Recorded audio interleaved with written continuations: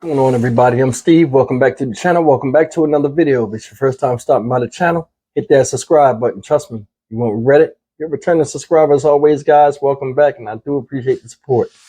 Guys, I seen this on my news feed this morning, and it's talking in reference to the family, mainly the mother and father of Carlee Russell, the Alabama native who was missing for 48 hours.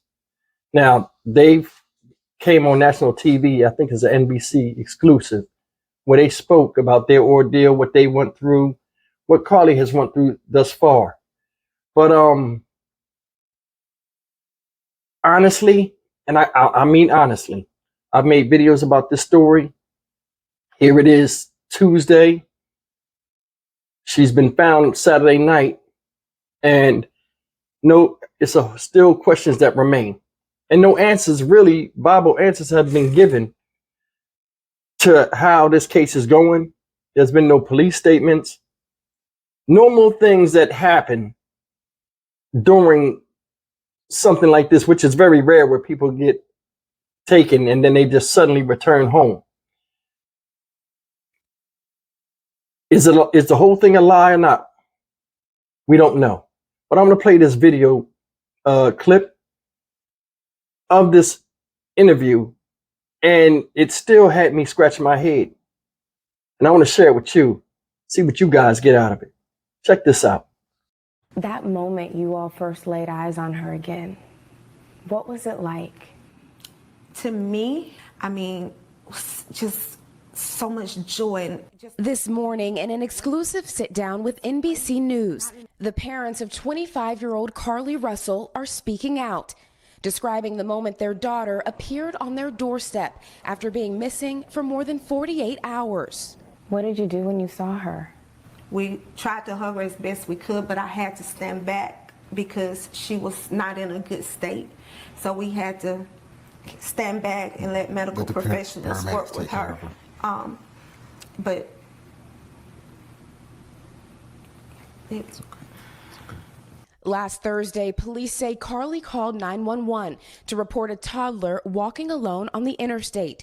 She pulled over while on the phone with a family member who described hearing Carlee scream. Her vehicle's unlocked, running, all her personal belongings except for her phone. On the scene, police found no sign of Carlee or a child, and they say no children were reported as missing during that time period. The Russells waited in agony until Saturday night. There were actually just so many calls and texts from people who maliciously lied to us. I just didn't know people could be so evil.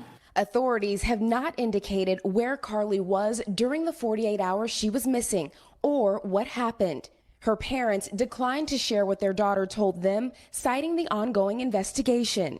And can you tell me what happened Saturday night? Did you just get a knock at the door? Anything leading to the case itself, we can't discuss that. But they say speculation about the circumstances surrounding Carlee's disappearance are only making things worse. She's having to deal with the trauma of people just making completely false allegations about her. Her family now urging the public to let the investigation play out, but mentioning an abductor. Her mother asking to read a brief message to the public. Carlee has given detectives her statement so that they can continue to pursue her abductor.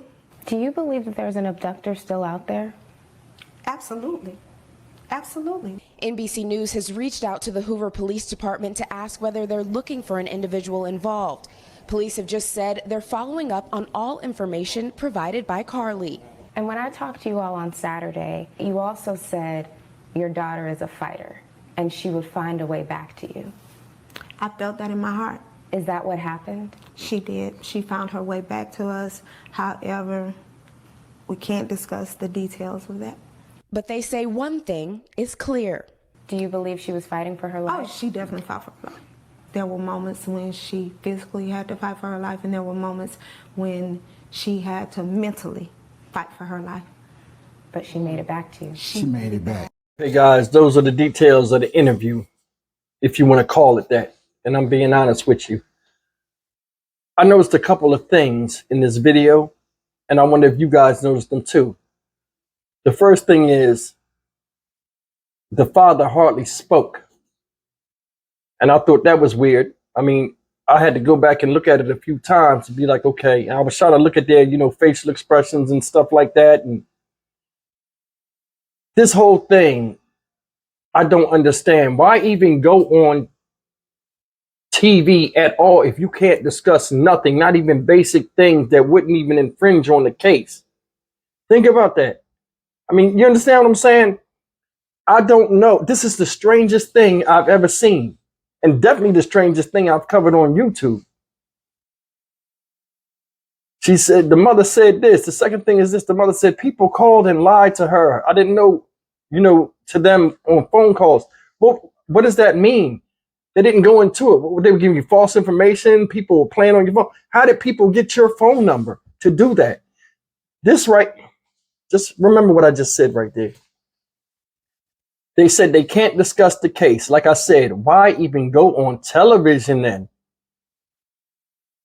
I don't understand the reason for going on television giving vague riddle answers or speech, period. I think this right here is, because this is all I can put in my head. I think about my work. YouTube is like a job to me. I think about this, and what I give to you guys. But I'm honestly thinking that they know who this is. It's somebody close to them. They trying to get the answers from this person of why this happened, what really happened, because it might be a family embarrassment or a public embarrassment if this comes out. Because think about this. The whole thing, like I said, looks somewhat scripted, right? It never cleared the air. If anything, it raised more questions. Somebody left me a comment yesterday, and this holds true. What are the police classifying this as? You haven't seen any police statements since this came out. You can have an investigation, and we've seen it time and time again with the media. And this is a big story where they'll come out and they'll do like they did, we can't answer that question at this time, but this is what we're putting out in the public to let the public know, give public knowledge. No police station or anything has done that yet. When the situation with little Winter Smith, the 2-year-old that was missing, remember they found the guy, he wasn't telling? We knew he wasn't telling, and it was a hunt for this child. She came home, and she's in presence, and no policeman or anything have made a statement. We don't know if this is classified, what type of crime this is classified as. Think about it, people. Is it an abduction? A kidnapping? A failed attempt to do whatever? We don't know anything. A lot of people put time, money, and other resources into searching for this person. People that have really lost people have came out and shown support. People have pledged money when she wasn't found. There's so many questions. And it's like, people are sitting around like, the public has a right to know something. Because the longer you're silent or making interviews like this, the more scrutiny and more of a buildup of people saying this right here is fugazi. That's on y'all.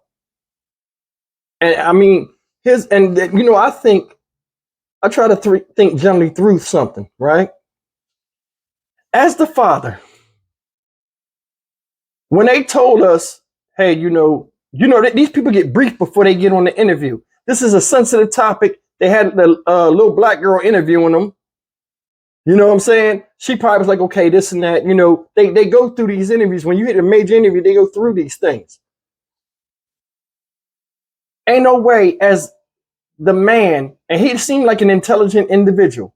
He'd have been like, okay, if we don't answer this or we say this, that makes us look funny, or that doesn't sound right. Why would we even go on here? We can't really tell our side of the story. I don't understand, but it's just me. I mean, I hope I'm wrong, because you don't want to see nobody be proven as a liar, especially on a big stage like this where people pour out sympathy and prayers and stuff like that. But something is definitely going on. And I can't ride with just saying, I hope. You know, I got to go by what I see. And right now, it's a big hazy cloud with a bunch of question marks that ain't getting answered.